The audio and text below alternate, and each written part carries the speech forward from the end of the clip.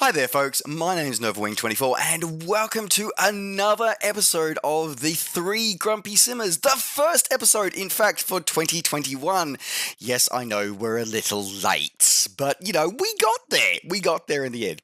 As we get started, I want to say a huge shout out and a huge welcome to my two fellow Grumpy Simmers. First off, to say hello, a wonderful hello to Mr. very healthy, sexy-looking Sérgio from Helisimmer.com.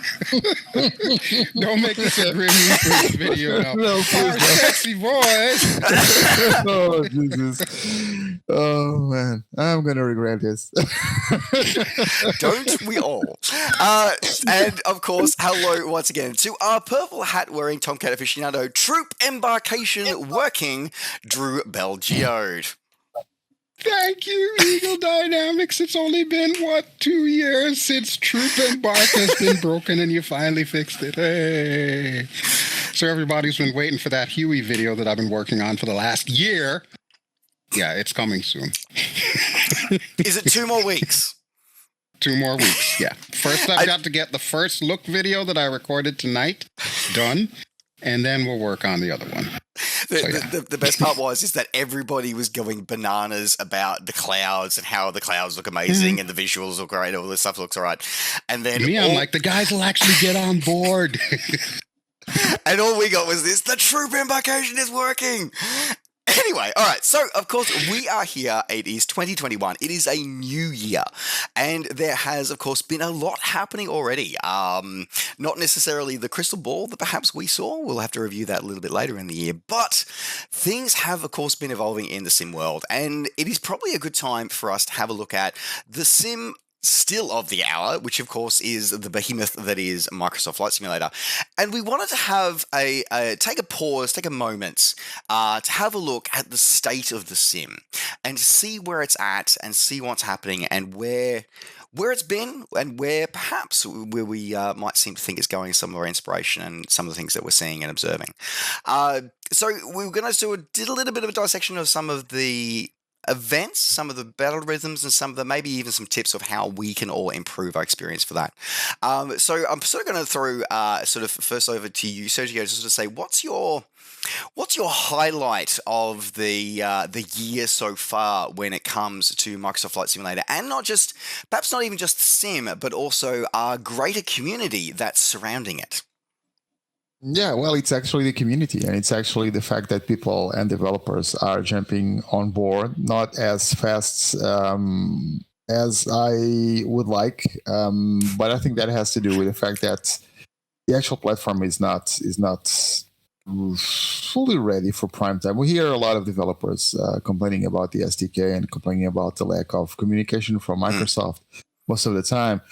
And we were just talking a bit before we started recording, and Drew just hit the nail there. I think I agree with him when he says that there's a disconnection between Microsoft and the developers. I have had the opportunity to communicate it to Microsoft and tell them that the developers do feel disconnected, and they do feel like they don't. It's not just a matter of not having part of the documentation they need to develop projects. It's not just a matter of not having all the tools they need. That is something that it comes over time. Microsoft will eventually do it and eventually get better documentation and better tools. From what I had heard, the last iteration of the SDK is actually pretty good, and they improved a lot of different things. But there is a disconnection between them and Microsoft and the developers, which is making it difficult for them to transition. Even so, they are transitioning. They are doing great things. We have a new aircraft. We have new scenery. We have stuff that's actually breaking the rules. We have Jeep. We have I don't want to, well, okay, we have I'll call it a helicopter. Now I will call it a helicopter. Sorry, okay, so I was going to say something else, but it's a big step for somebody to call that a helicopter, because yeah, it's getting there. It's getting there. Well, I've had a lot of flack coming from people because you guys know that we are living some very weird, polarizing times in which people have to be either It's one black or or zero. white. It's Yeah, you're it's- if I'm right, Mhm. you don't agree with me, therefore you must be wrong. That is the Hmm. that's a whole conversation for another video that we need to have, by the way. yes, That's a it whole is, nother it video is. conversation. But It yes, is. sorry. Let's continue. just- Especially in the yeah, let- helicopter community. Oh yeah, we are on the front lines for that one. You should Yeah, you should see the flightsim.to. Holy Jesus. Anyway, sorry. Continue. Yeah, that's. I think that's a given. That's a given in any community, not just the flight simulation community, not just the helicopter flight simulation community. But yeah, it's really binary. You know, you're either left or right, one or zero, black or white. It's just if you get someone in the middle, that person will get flack from both sides. Yes. It's like just like you say, if you are not with me, you are against me, and both sides feel that. And I felt that. I actually felt that. I love the community. You guys know that, but it's not like I was mad or pissed or something like that. But I was very uncomfortable, and I was very disappointed at some things that happened and some things that I was told and things that people called me. You know, because I wasn't praising it to the top when the H135 came out. But I wasn't exactly bashing it either. So I wasn't on either side of the wall, right? I was standing in the middle because I did an honest. I wrote an honest article about one of the first iterations, one of the first versions of the add-on of this one H135, which is for those that don't know, a helicopter, freeware helicopter from Microsoft Flight Simulator. It wasn't good. The thing is, it wasn't good. It was decent. Kinda. It didn't fly like a helicopter. It still has its issues, but it has come a long way, and it's much better. But that was a community effort, and that's one of the things that I take from what's happening with Microsoft Flight Simulator. And it just proves that once again, and I don't think a lot of people understand that. We know this because we are Microsoft Flight Simulator veterans. We are flight sim veterans overall, right? Yeah. So we have used several sims. We have seen this happening, and I believe that a lot of people do not have this feeling and this notion that we do have because they are just getting into flight simulation. Because let's face it, Microsoft Flight Simulator brought a lot of new people, a lot of new blood into the scene. Absolutely. Right? Absolutely. Even people that used to sim back in the days and just dropped it for some reason, they are coming back. And they don't realize how sims actually work and how they are a different part of the gaming community. Oh yes, I called it a game. Oh my God, here we go again. People going against me. I can feel the hate in the comments already. I thought can we feel it. settled that. I'm pretty sure the community has just resigned themselves to the fact that it's both. Which is the correct answer, by the way. And that is such a and sorry to interrupt here, Sergio, but I really want to sort of unpack that a little bit because these everything that you've sort of surmised through there is so important to where we are and talking about the state of the sim and not just and in a way not even just MSFS but also the genre as a whole is that this whole lean forward that so many people seem to be doing, to be leaning into this idea of, you know, I'm right, you're wrong, and you know, you're not with me, therefore you must be against me. That is so detrimental to the community as a whole, because it takes people who sit in the middle, it takes people who look at both sides and go, where is the good, where is the not so good, and let's find a better future. That those people, when they cop flack from both sides, they're the ones that will walk away.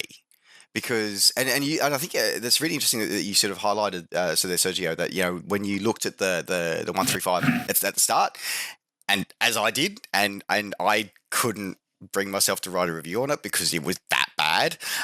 So props to you for doing one. But the fact then that they then took that on board and they went, okay, let's improve it, let's grow, let's develop it, let's do what we can with it. That resourcefulness, that ingenuity the community has if we stick on, if the loud, noisy minority keep up this pressure and this social media bias of puritanical bullshit, then we all lose. Yeah. What is it Obi-Wan said? Only a Sith deals in absolutes. It's absolutely true. Absolutely true. Yeah. And it's and trying to deal with people who try and deal in absolutes, and that's when it comes, and again that and looping back around, as we always seem to loop around to the it's a game, it's a simulator kind of conversation. It's the puritanical ones who, as you say, Drew, Siths who deal in absolutes, who say it's a game, or it's a sim. It's both. Exactly. There's an interesting little thing that I just kind of want to segue because it's kind of related. Of course, we all know that the whole Xbox console version of Microsoft Flight Simulator is supposed to be coming sometime this year. I think they said late summer. We haven't been given like an exact date or anything like that.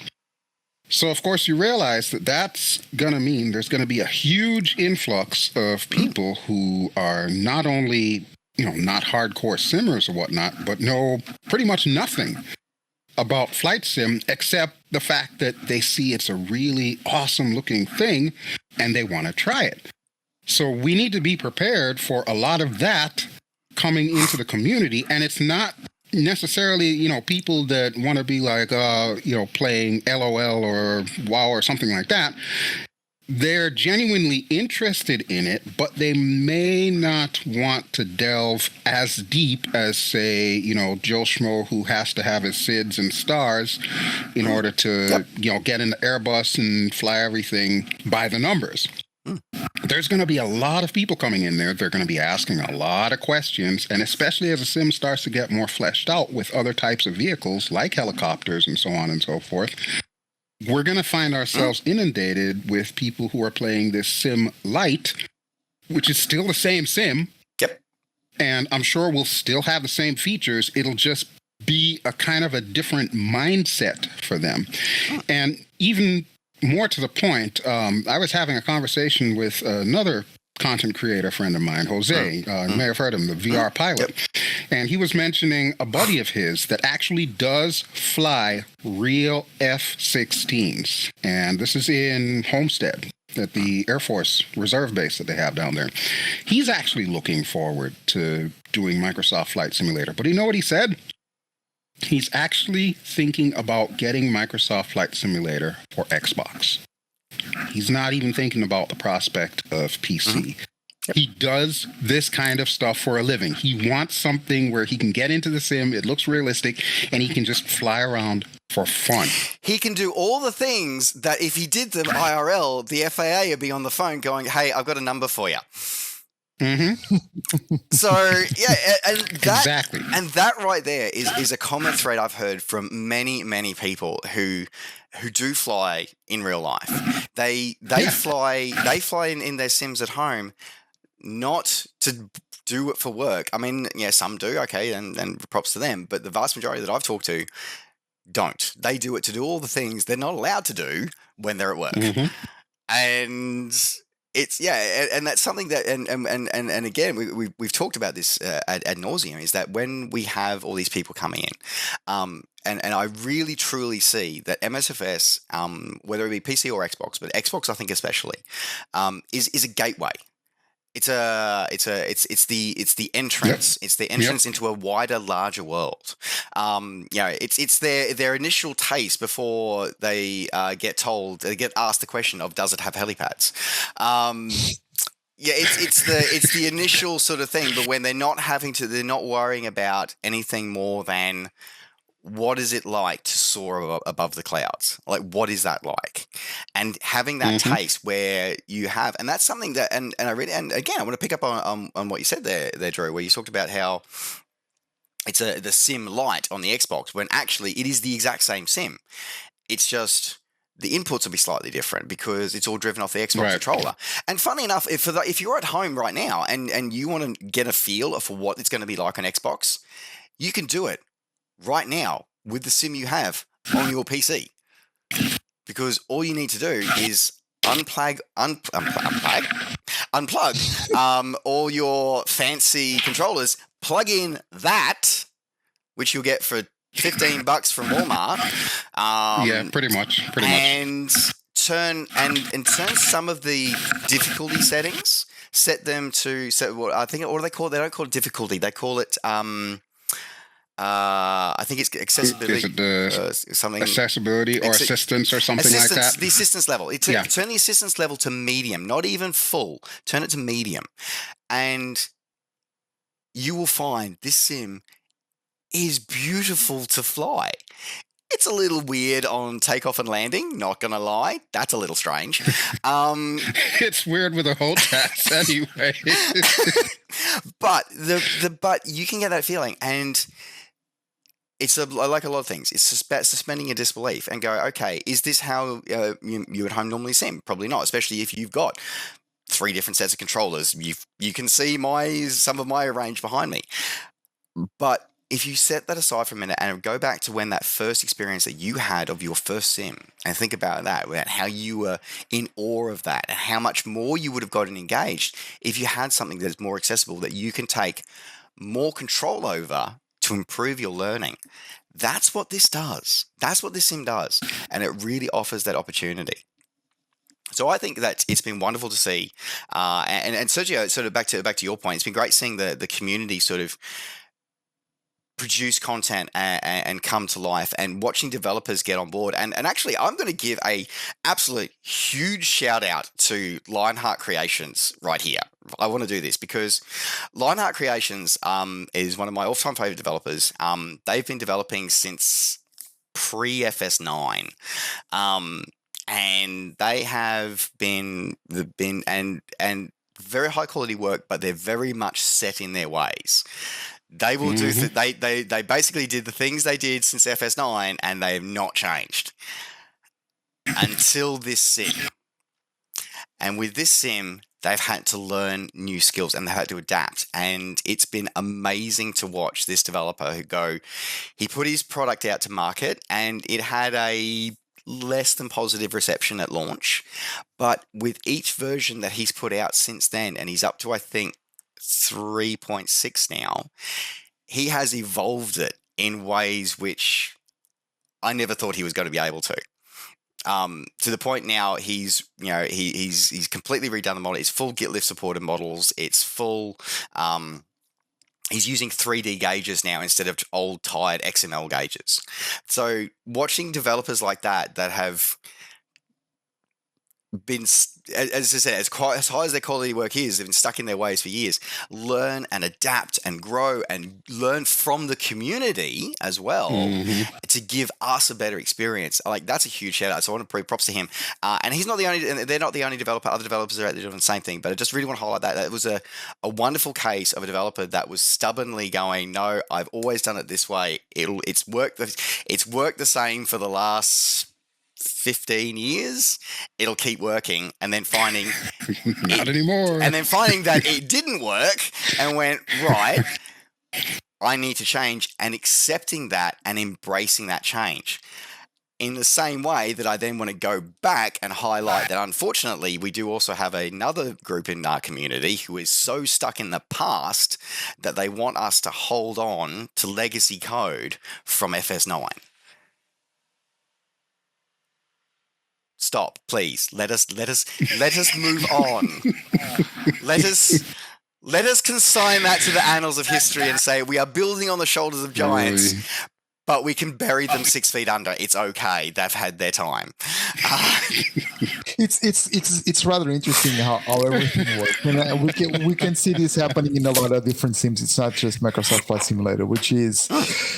And this is kind of this is just another thing that I got flack for saying some time ago, which is everyone wants to evolve. Everyone wants X-Plane 12 and Microsoft Flight Simulator 2022 and P3D6 and Aerofly FS3 and everyone wants the next iteration, right? It's like, well, one of the things is that you get a new version and people start asking about the next one, which is kind of annoying, guys. Stop doing that. We need to get everything done and properly stable before we move on to the next versions.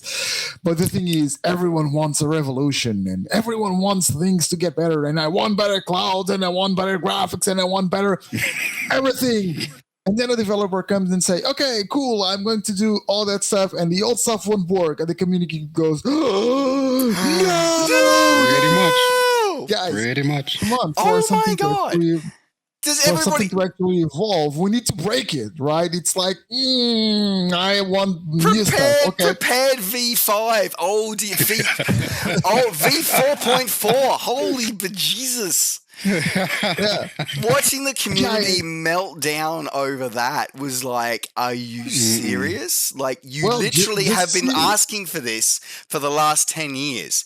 You finally get it. And I seriously, I look at our community and go, and I said, I love our community, I really do, but I look at our community and go, it's like the dog that finally catches the mail truck. Now what do you do with it? It's like, it's finally the community catch that gets the new sim, and they're like, now what? Exactly. Yeah, and you see that a lot with Microsoft Flight Simulator as well. You see it with pretty much all sims. Yeah, you do. But it's pretty impressive how people are angry because some old and real old stuff won't work on Microsoft Flight Simulator. Yeah, of course it won't. And I'm going to tell you something. If I was in charge of Microsoft Flight Simulator, you probably have a lot more stuff broken because I would try to break it. I would try to make it better. I would try to make it better for developers. I would try to make it better for users. I would try to make it a better product. I find it's when you try to when you are developing software and you are trying to break barriers, but still making it compatible with old stuff. That's a huge rabbit hole you're getting into for a lot of different reasons. You're putting a ball and chain on yourself, basically. It's more than a rabbit hole. It's a indefinite, infinitesimal abyss that you are plunging yourself into. Because you get in a position in which you may not be able to advance enough because you still have these pieces of code that don't let you. And at the same time, you may not have full compatibility with some real old stuff because you actually need to move, even if it's just slightly, but you need to move. You need to move a bit further, right? So it is a rabbit hole. It is quite hard. So expect things to break. And that's Sorry. Normal. Yeah, and that's kind of like where and again, like you, Sergio, if it had been me in charge of production. It would have been no backwards compatibility, period. And if the community found a way, I probably would have shut it down. Like, I would have been like, what loophole did they find that we forgot to close off? Cool, no worries. First patch, close it off. Because, and that sounds incredibly nasty. And people say, oh, but you're stopping all this great stuff and coming over. It's like, well, no. By leaving it compatible, you're actually stifling the future. You're stifling development, and you end up because if that's what people complain about, then as Sergio pointed out, you end up chasing down trying to do compatibility on that rather than trying to evolve and create something new. You're only as strong as your weakest link, and if your weakest link is what is 15 it now? years ago? 15 years ago? Software. It's time to cut the cord. Sorry. DCS is starting to break that chain now. We're seeing that as of yesterday?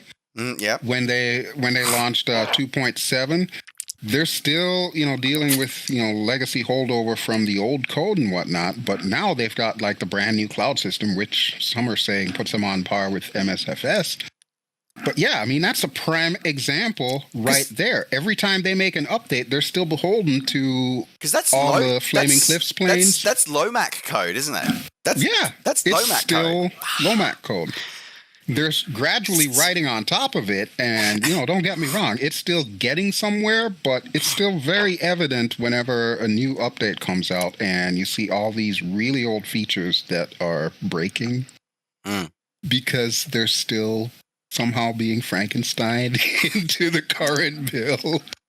Yeah. It's really interesting to see, and I'm hoping that Microsoft doesn't go down that same path. While I do think, it was a good idea for them to, put some backwards compatibility in there with that whole legacy mode. It's exactly as we've been saying. It's a rabbit hole. It's a ball and chain. It can really only hold them back. And I think this helicopter that's out now, the free one, is probably a good example of that as well, because basically what they're doing is they're hacking the current GA flight model in order to make this thing do what a helicopter should do. So that begs the question, when Microsoft and Sobo actually turn around and come to bringing a true helicopter flight model into the sim, how is that particular add-on going to progress? Are they going to, migrate it over to the new model, or are they still going to hold on to the old thing? Well, I can actually give some insight there, because it's actually rather interesting what they are doing, and they are going even further than just hacking into the fixed wing flight dynamics. And they are actually, and here's one of the cool things. Why is it that we need the software and we need barriers to be broken and we need new ways of doing things? These guys are doing this. I haven't had a chance to talk with you guys about this. So this is actually a conversation between friends that is being watched by other friends outside our small circle of three. But I don't want to make this a technical discussion, but I think it's important because it does prove a point, and it does show that bringing new stuff into the Sims, it's not a bad thing, and learning new ways of doing things, it's actually interesting. And these guys are using something that Microsoft Flight Simulator brought into. First of all, let me say something very quick, which is Microsoft Flight Simulator has brought a lot of new ways of doing things that is absolutely amazing. It's absolutely incredible.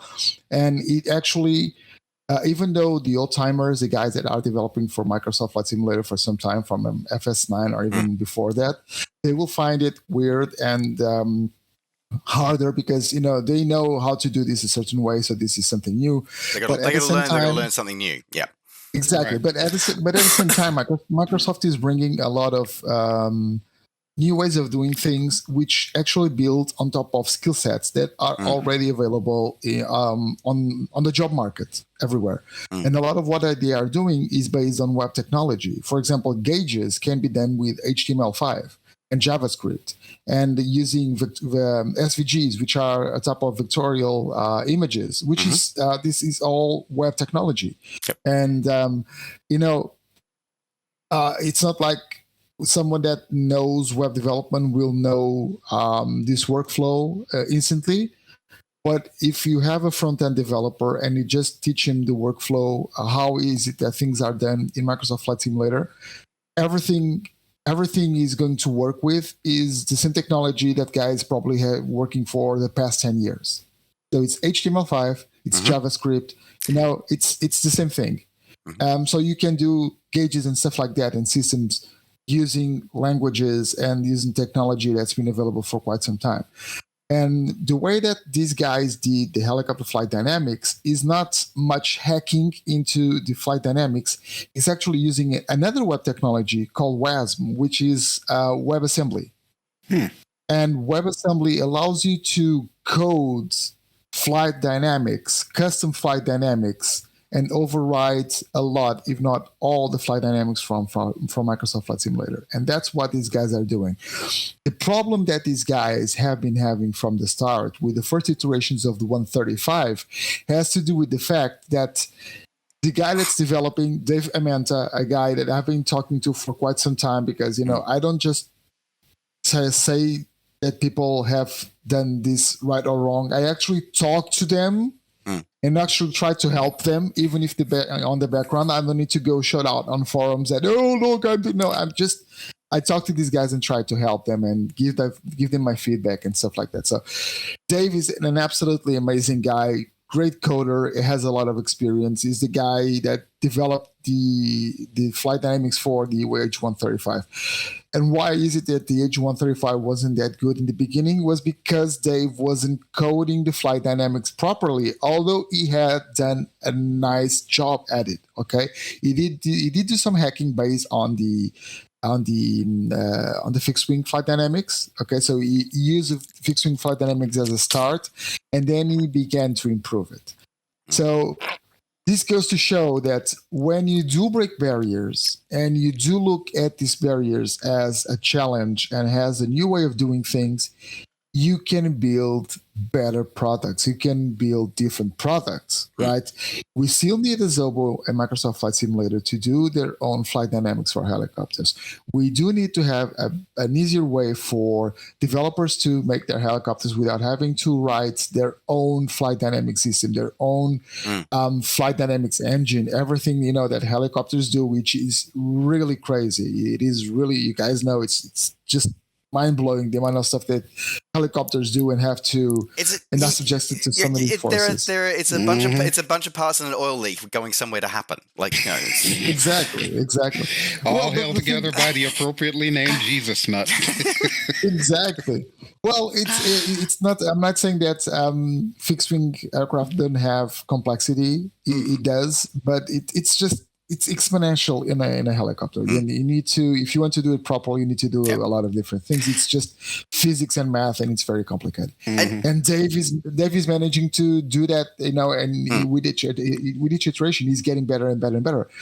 He's doing it by using the new method, not the old method. So if you are looking at Microsoft Flight Simulator, and this is one of the cool things that I'm taking from this, from what's happening in Microsoft Flight Simulator, that some guys are breaking the barriers. Some guys are looking at what's new and not just holding what's old and trying to still, get it to work, hacking into it and making money. And that right there is such an important part of going, okay, so it's about going to find what's new, learning the new ways of working. Whether you're an established developer, whether you're a first-time developer who goes, I love this airplane at FSX, I want to see it in MSFS, that's fine. Don't just try and drag it in because you cause problems everywhere. And again, I have a very strong stance. Anybody who watches me on my Twitch channel knows I have a very, very strong stance on people who bring content from legacy sims and hack it in. I have very, very strong opinions on what should happen to them as well. But doing it right, and as you point out, Sergio, the 135 team, how they've grown and they've learned and they're doing it the right way. And that's actually a really good segue actually to talk about how the positives that come out from doing things the right way. And that came out a few weeks ago during one of the Microsoft updates, and which, by the way, again, shout out to Microsoft for this one, for being a hell of a lot more transparent about what they're doing than any other sim on the market. Yeah. Like, we never hear from IPAX, period. LM we hear from once a year, maybe. Usually a week before they drop something new. Pretty much. Or the week after when they're trying to scramble and salvage something. Austin, we hear from him a couple of times a year, 3-4 times a year. But, so by Microsoft, we're hearing from them monthly, at least, if not more. So shout out for them for doing that. But during one of their recent broadcasts, they made a discussion announcement that they actually have not just gone to and said, hey, great job to one of these third-party freeware developers. They've actually said, hey, you're doing really great work the right way. You want to come and work for us? And of course, we're talking about Working Title here. And Working Title have, I'm still not 100% across what they do, but it looks like they do mostly G1000 sort of avionics mods, but they also did the CJ4. I think the CJ4 update, I believe. Yeah, that's their thing. So they're a group of small group of guys that sort of, again, as Sergio sort of pointed out with the 135 team, they started off doing things the old way. They learned that's not going to work. we need to do things the new way. And they started building and improving and pushing the boundaries of what's possible. And that's then got recognized, not just by us, the community, but like recognized because they went about this the right way. They got recognized by Microsoft and by Asobo, and they have now sort of gone, grown, have now They've gone legit. Exactly, they've gone legit. Yeah, perfect. They've gone legit now, and actually, so you know what, let's bring you into the fold, so that now we all get to benefit from my experience here, and I think that's. I really want to say I think that's an amazing thing, an amazing step that Asobo and Microsoft took to actually, because what that shows to me is it shows humility, because it shows that they don't go, we're the creators, therefore we're the best, therefore we have to be the best. It's like, no, they recognize that we're good, but we don't know everything. And there are some amazingly talented people out there in the community. I feel like we predicted this, though. You remember when we were all in Seattle and we were all talking to Asobo and Microsoft? That was one of the major things that we wanted to drive home to them was you live or die by the community. Yep. And especially the developers in the community, the guys who they specialize in just this one slice. Maybe it's just one plane. Maybe it's how to do a headlight or something like that. Those are the kind of people that they needed to draw in. And it's wonderful to actually see them starting to do that right now. It's kind of like the proof positive of everything that we told them back then. Yep. Yeah, but let's be honest as well. It was something that they also told from the beginning they wanted to do. They told us face to face, we want to work with the community.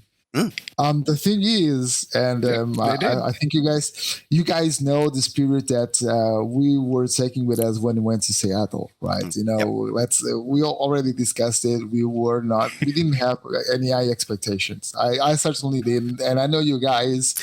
I'll be honest, I was looking forward to a couple of days and somebody paying a hotel bill and some meal bills. Like, I was not expecting. We're going to get drunk on your dime. I was looking forward to seeing these two and basically shooting the shit and catching up and having a few drinks. And then, Christ, we got floored. Anyway, sorry.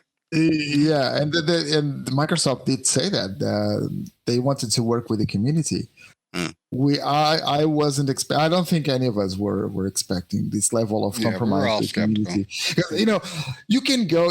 I can just imagine the comments on the video about what I'm just saying, and people go, "Oh, Microsoft is not listening." Guys, Microsoft is delivering everything they have promised since day one. And what they cannot deliver, they are being transparent with us and letting us know. This is software development again, so things can go wrong, and decisions can be changed. They have the right to change their mind and do things other ways if necessary for the greater good of the product and the business, right? And that's a really great, and actually I really want to touch on that, because I think this would be a really good final point as well to touch on, is that a lot of people sort of say, oh, but they're not listening to us, or they're just rolling these updates. They're not updating. Yeah, they're giving us stuff when all we want the sim to work. The avionics aren't right. Why are they giving us World new trees? Update versus sim update. So that's actually, so I really want to touch up on the update rhythm, and Sérgio, correct me if I'm wrong here, but I believe this is what they call spiral development, because essentially what they're doing is that they have a very clear defined roadmap of what's getting to us. Every 3 months we're getting an update, and what they're doing is they're saying that every 3 months you're going to get a major update. What that updates will be on a 6-monthly cycle.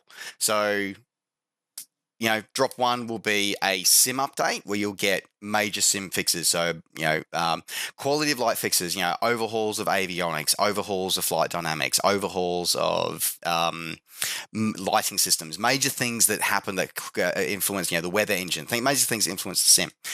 3 months later, you'll get a world update, which will be a chance for the people who want to, or people who need to update content. So that'll be things like new liveries, will be new airports, new terrain elevation mesh, stuff like that, physical world content. And then you're back to that same cycle again. Now, in a software development terms, that's really, really important because you'll find that they are two different teams. You'll have a core, and again, correct me if I'm wrong here, Sergio, but you'll most likely have and again, we're not, bear with me in mind, folks, this is all educated guessing here from all of our collective experiences. That you'll probably have you'll have a team that's developing and working on core sim content, core sim quality of life and core sim updates, such as helicopter flight dynamics. And then you have a team who's working on the art side, which is the content side. So new aircraft, new helicopters, new stuff. And it gives each of those teams 6 months to take a small project and do the best job they can for us. And just release it. Exactly. And just release it. Yeah. And so that kind of spiral development is actually really, really effective. And guess what, folks? That's exactly what Microsoft promised us. Now, it wasn't. I will give them that. And even right now, at this time, there's also. I'm sorry to interrupt you, Tristan, but just to add a little bit of information on top of this, because these cycles are very important. What you're saying is important, and it's what's happening. And people that are complaining that they are doing this instead of that, no, they are doing both. But we have another layer right here, right now, at this time that will eventually disappear. But it is quite important at this time because Microsoft is still delivering all this that you just mentioned. Okay, so we do have world updates, we do have sim updates, but on top of this, you need to understand that Microsoft, like you mentioned before, is working on the Xbox version. So they need to get the Xbox version out. So these teams, and probably the core team, or perhaps they have another team. But I would probably bet that they have a lot of hands on this right now. They need a deadline. They need to meet a deadline, which is, from what we know, end of summer, something like that, for the Xbox version to come out. So this is an extra layer. So just imagine this, guys. Microsoft is still delivering these two cycles that Tristan just talked about, the sim update and the world update. And they are, on top of this, they are working on the Xbox version, which I would say is taking away a lot of resources from the team for sure. I don't have any inside information, nothing like that. I'm just, like Tristan said, I'm just doing an educated guess. Yeah, that's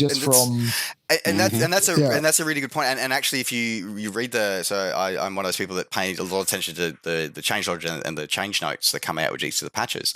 One of the things that came out with the latest world update was actually back-end changes to support the Xbox rollout.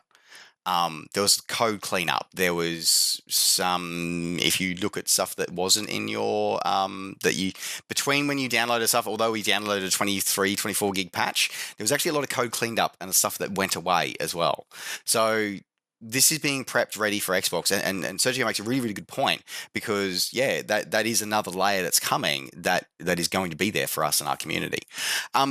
So remember, folks, is that at the end of the day, as much as we've also just spent time talking about,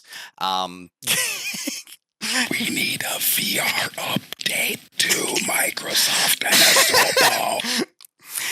and I'm just saying. Sobo, I've talked to these Sobo guys, and they are very much aware that they need a VR update. Okay, good. So, but I know that we've all just talked about how we told Microsoft that they live or die by engagement with their community, and they are delivering on that. At the same time, though, I really want to temper that with I want to bear that in mind that we are big supporters of that, and I'm a big supporter of that, and I want to bear that in mind before you hear what I'm about to say. At the end of the day, Asobo are there to make sure that their patches and their updates work and improve the sim. They are not there to play tech support for your third-party add-ons. So now I say that with very careful depredation. I can feel the hate flowing already.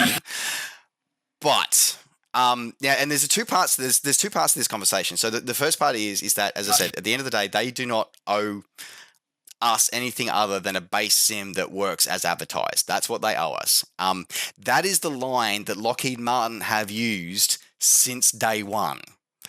They do not give a rat's ass about what third-party add-ons you've got. They don't care.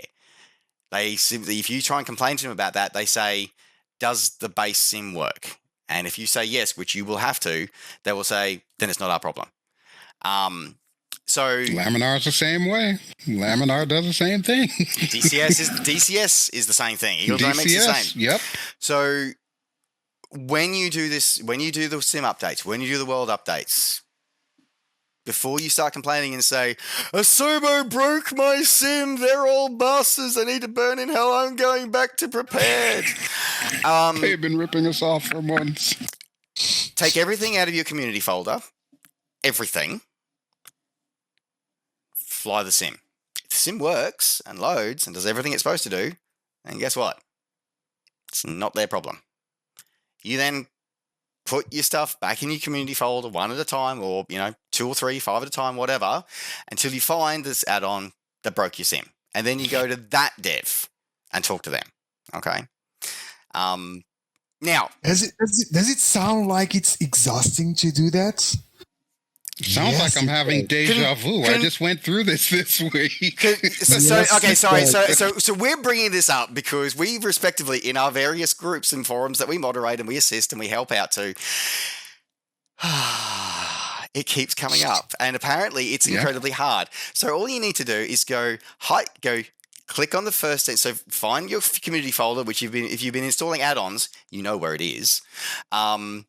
If you have not, don't worry about it. If you haven't been putting any add-ons in, then you're good to go. So you don't need to worry about it. If you only get add-ons to the Microsoft Store, you don't need to worry about this. But if you go to flightsim.to, if you go to third-party retailers, if you go to third-party devs like myself, and get our content, and you're finding that you've got issues, then you go to where your community folder is, all the entries you have, go shift, click on the first one, hold down the shift key, click on the last one, go Control X or right click cut, go up a folder level, create a new folder that call it temporary, and go into that folder and go Control V or right click paste, and then launch your sim. Okay. Or if you want even better than that, just take the entire community folder, cut that, and put that a level up, because guess what? Yep. When you run the Microsoft Flight Sim update, it'll generate a brand new empty community folder that you're going to replace anyway with what you just had. Just rename it. You can just rename it. Or you can even rename the damn thing. You just rename the exactly. So even easier. So we're finding where community folder is. Rename it to community old, because it will create a new blank empty community folder for you straight away anyway, and you're good to go. So do that, and you will find that suddenly everything's fine and you're good to go. So now, having said that, you don't have to be a rocket scientist. You don't have to be, a programming specialist. Yes. I've been seeing so much of that. Yeah. Why do they expect us to know all of this stuff? They don't. It's pretty simple. If you're going to add all of this stuff in there, that's what the community's here for. We're here to help you, to guide you through that. Because honestly, Microsoft never expected you to do all of that. So you're telling me that people want the SIM to have the ability to have add-ons, even not coming from the marketplace? But then you don't want to actually learn how to install them on your SIM, and then don't want to deal with it when it doesn't work. Yeah. Mm-hmm. So this is something that we have having for 20 years or so, that we have this way of working with SIM. So if we want to install add-ons, we need to at least have some basic knowledge. I want all that, but I don't want to go through all the hassle. Why don't I just buy stuff from the marketplace then? Which, if I recall correctly, the Xbox version. Which I recall correctly, like we had a conversation about that when this MSFS was first announced, and the conversation started happening about: do you buy add-ons from the Microsoft Store, or do you buy it from third-party retailers? Do you buy whatever stuff like that? And we all said, buy where you want, but consider buying through the Microsoft Marketplace, because Microsoft Marketplace content is going to be delivered, and it's not curated. unfortunately. But it is at least generally, but at least it's exposed generally, and there's a lot more. There is more support for it through that one. Now, having said everything that I've just said, that we've all just talked about, there is another side to this, which is that there are test builds of these world updates and sim updates that are obviously in internal testing with Microsoft and Asobo before release.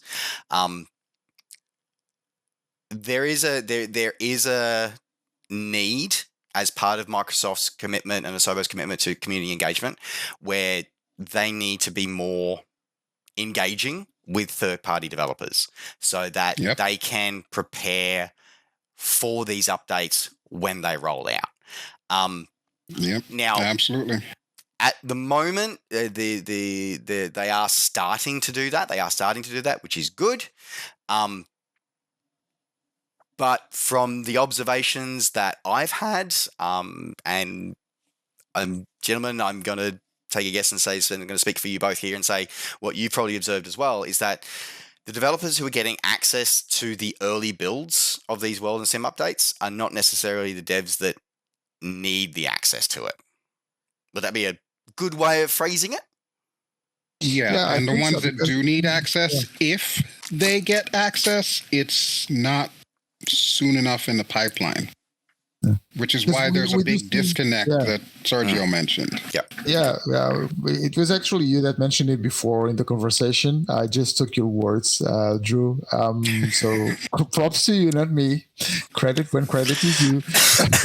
So no, but what we are seeing is I don't know who is it that has access. I know there are some other companies that do have access. But the thing is that a lot of companies that we see that are pretty active, meaning they have actively developed products for Microsoft Flight Simulator. They are actively distributing those products. And we're talking about payware. I'm not going into freeware because that's a completely separate thing. Yep.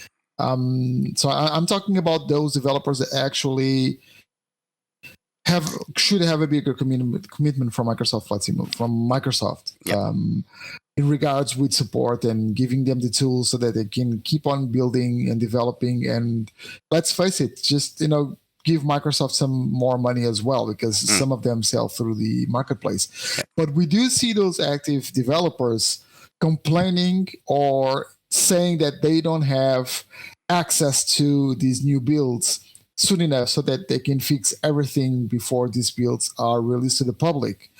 From what we know, there are other developers working with Microsoft, but a lot of them don't even have products out there yet.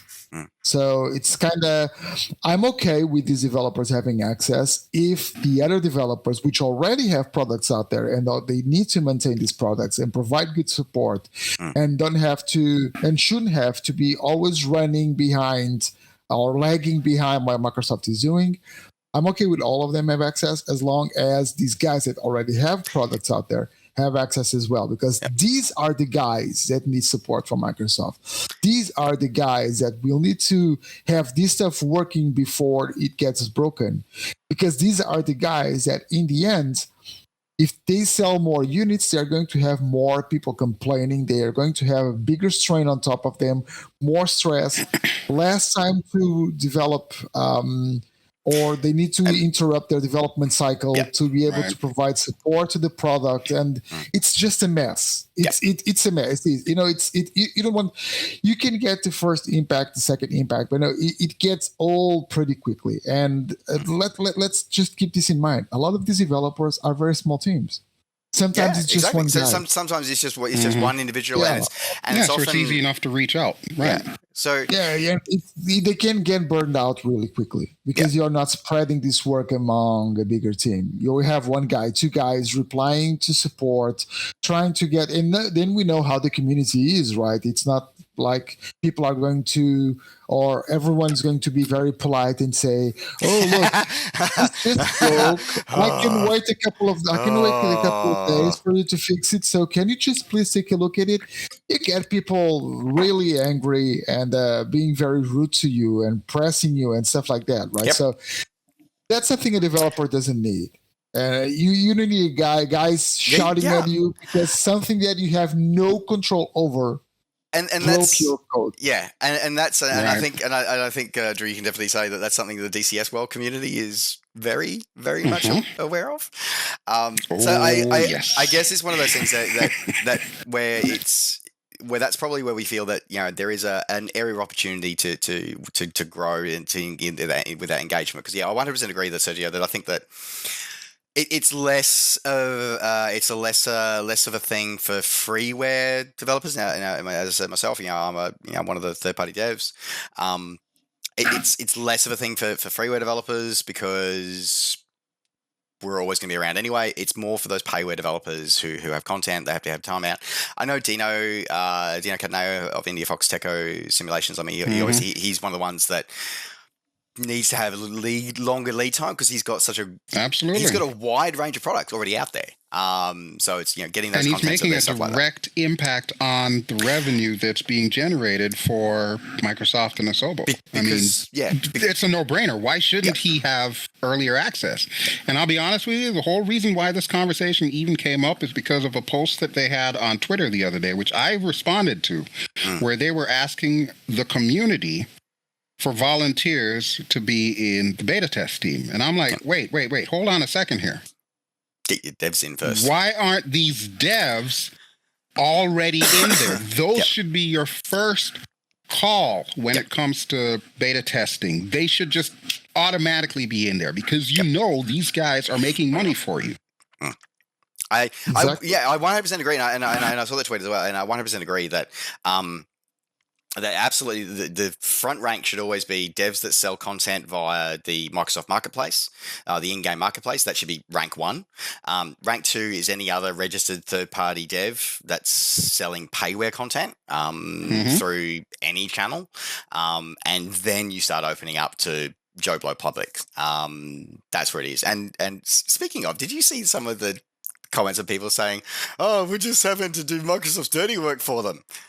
It's like, If you don't want to, that's fine. You don't have to. Wait till everybody else does the hard work and wait till it's released. Like you don't have to do it. You're not being made to do it. It's like the beta branch of DCS versus the stable branch.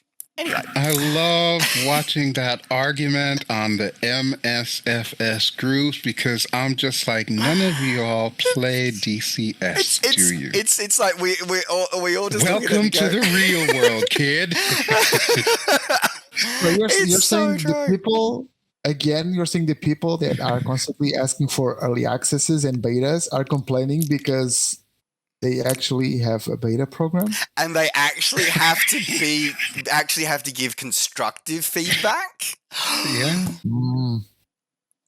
Every single video I make, if it's a sim that has some kind of beta, I will have it rolling up on the scrolling credits. Yep. Beta is beta.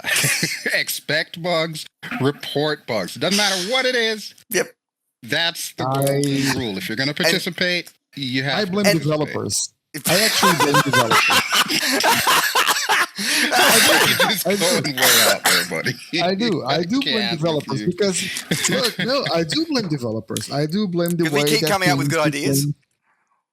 Look, the thing is, I blame the way that things have changed throughout the years. I remember me getting very, very, very excited because I got accepted on the Microsoft Flight Simulator 10 on FSX beta program, which was a closed beta program. Yep. And people would be. It was something that really, it was one of the, as a oh my God, I'm going to say this, as a gamer, it was one of the highlights. 2 strikes tonight. Yeah, it was on one of the highlights of my story, of my history as a gamer, since you have some things that you do throughout your life as someone that it's been connected to gaming, or in this case, flight simulation. And it was one of the highlights when I got accepted to actually beta test FSX, and I got access to it, and we got access to a forum, and it was such a restricted group. But you did some testing, you did provide some feedback, and then the game was shipped. Nowadays, we have the concept of open betas, which is what Microsoft is doing, right? Well, in a way, because we do have, they still have, this is still closed beta, but it's much broader. You But got the thing is, more people, people more are so options, yeah. used to the betas, to the beta programs or to open beta programs, that this is nothing special for them. This is just, we now have to test their software. The myth, the early access myth. It's the early access. Right. I blame the early access myth. Like I, on one level, I get it because especially so picking up from that, Sérgio. I mean, the fact is that the variations of hardware now are so much more different from what they were back, even when FSX came out. Like FSX was basically anywhere in the world, if you said you had a personal computer, you could most likely name probably within 3 or 4 goes what the components were. Like from motherboard up, you could do it because there was not that much hardware, not that many options available, and the development cycle of hardware was not that fast. But now, one of the realities of having to do, I think, not I said I don't necessarily agree with the open beta process, that the early access process the world takes, but I think one of the explanations is the fact that there's just so much hardware disparity now. Like in my system that this is currently recording on, I've got parts that are both 3 months old and parts that are pushing 5 years old. Yeah. Same. And, yeah, exactly. And everything in between, So you got that, and I personally miss the days of where you bought the game, and then if you were really lucky, a year later you got one expansion pack. Patches? There were no patches. Yeah, or you got a 3.5-inch floppy in the mail, which had like 3 files on there. That was your patch files. Like you wrote to them and they sent it to you, replied, free of charge. They sent you the patch files. Like I kind of miss those days. I do kind of miss those days. So. I miss the Star Wars Galaxies days when they just incorporated jump to light speed. I was in the beta for that one, by the way. That was a closed beta. Yeah. Good times. Good times. Nowadays we have hot fixes and patches and world updates. Day one patches that are a reinstall of the entire game.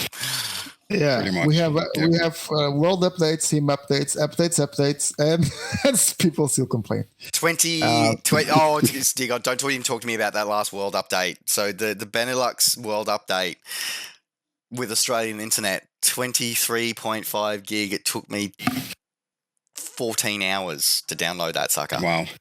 Anyway, so we can next time we can probably mail you some floppy disks. I'm just trying to figure out how many floppy disks that would take. Do I even have a floppy some disk? DAT tapes.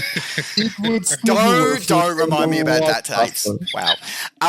So overall, we wanted to take this opportunity to have a look at the state of the sim, as it were, and have a look at where we're at and where we've gone and where we're going to, and sort of have some of these roundtable discussions, because we've seen both some step changes, and we've also seen some honoring of commitments, and we really want to highlight that, because there's a lot of people get very wrapped up in this, as we talked about earlier, very wrapped up in this them and us, black and white, right and wrong, when there's actually a lot, people get fixated on the negative when there's been a lot of positive. And we don't get me wrong, the negatives are there 100%, but we need to talk about the positives as well. We need to stop the negative trope. We need to talk about the positive. And I really want to highlight how important honesty is in this community. Whether that be from devs to us back to the devs, but to us to each other. That is, building that foundation of honesty and truth and trustfulness is really important. And that's something that we will all bang on forever and a day, because it is so important. If you have a problem with the sim, we all do. Be honest about it. Be honest to yourself about it, and feed it back. Give the feedback to the right party. Don't just complain about it. Do something about it. be part of the solution, as the old saying goes. Yeah. There is something very important that I would like to highlight, which is there's something that you just mentioned a few minutes ago, which is actually true, but it has to be like that. Which is guys complaining that no, Microsoft wants us to test their software. Yes, that is how it is. It has to be, because let's face it, guys. This is an extremely complicated piece of software. Okay, let's imagine a parallel universe in which Microsoft only releases Microsoft Flight Simulator after they go through a very controlled closed beta. There's no release.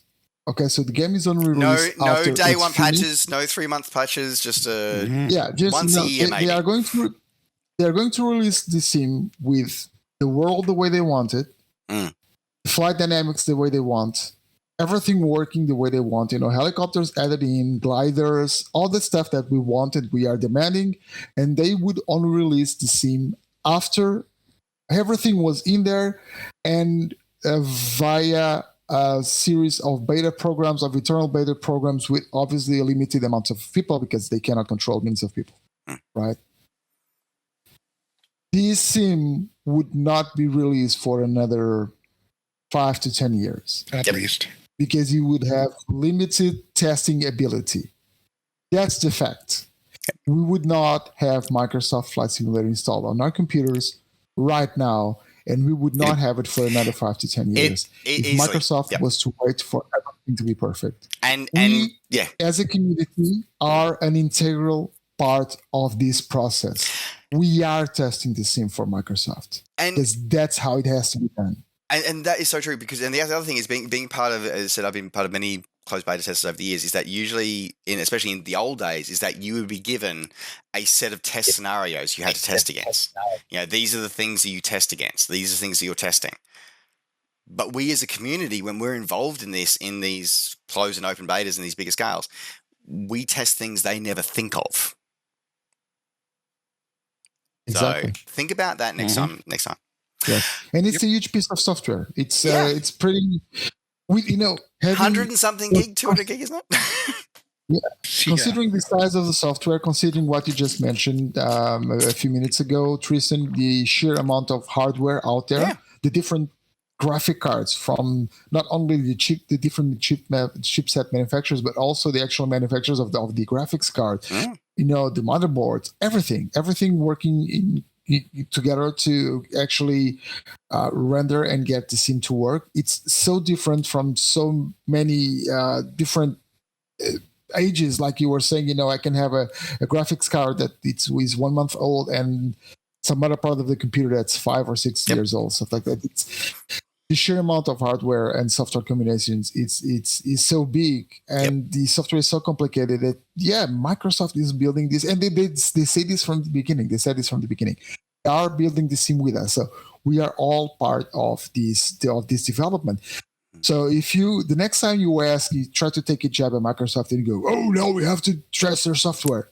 Yes, that is exactly what you're doing, and this is exactly why you should feel like part of the development of Microsoft Flight Simulator and part of this small miracle that just popped up, a bit over a year ago, and no one was expecting it to pop up, and here it is. Yeah, exactly. Such an amazing software. Not even a year ago. This thing, remember, folks, is that this thing is not even been out a year yet.